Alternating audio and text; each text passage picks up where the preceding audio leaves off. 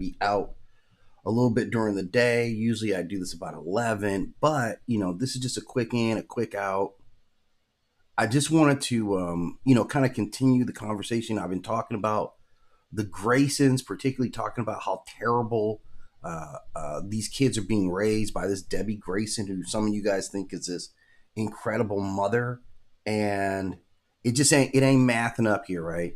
So I'm taking Kid Omni-Man, right, Oliver Grayson, and I'm just comparing his body count to someone you guys might know. This is Kal-El. Some of you guys might call him Superman. Now I want you to remember what we're really focusing on is their direct kills that they're directly responsible for. Both these guys are going to be in cosmic battles, like we've already seen. Soup's on a whole nother level, right? But let's look at his direct kills, right?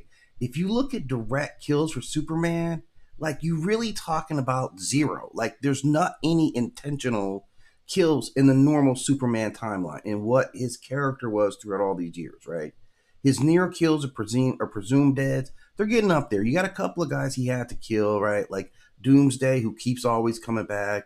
Darkseid, who always comes back, whatever. So he's not even really killing these guys, but he is performing what he believes is killing intent on both these dudes. But if we compare that to Oliver, remember, Oliver established like 3 years ago.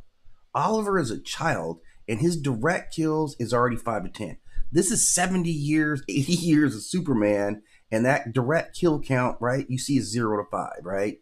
So at a child, Oliver is a child who is extremely emotionally immature, growing up in this mix. Like you're part Viltrumite and part crab person or whatever, and you're growing up on Earth. All this stuff probably needed some additional counseling to kind of rein him in, because what Debbie Grayson has ushered on us is just a murderer, and we can't really justify when we look at like a traditional hero, right? And we look, he's had to do some dirt here, right? But 5 or less direct kills.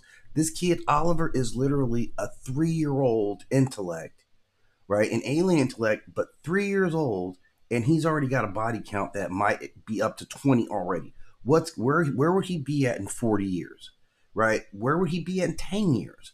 So for everyone who's like, yeah, Debbie Grayson is this great mom, I'm just asking you to do the math on it and tell me if you still have that same energy for how great a mother Debbie Grayson is. Like, if you talk to the Kents, I give a soldier salute.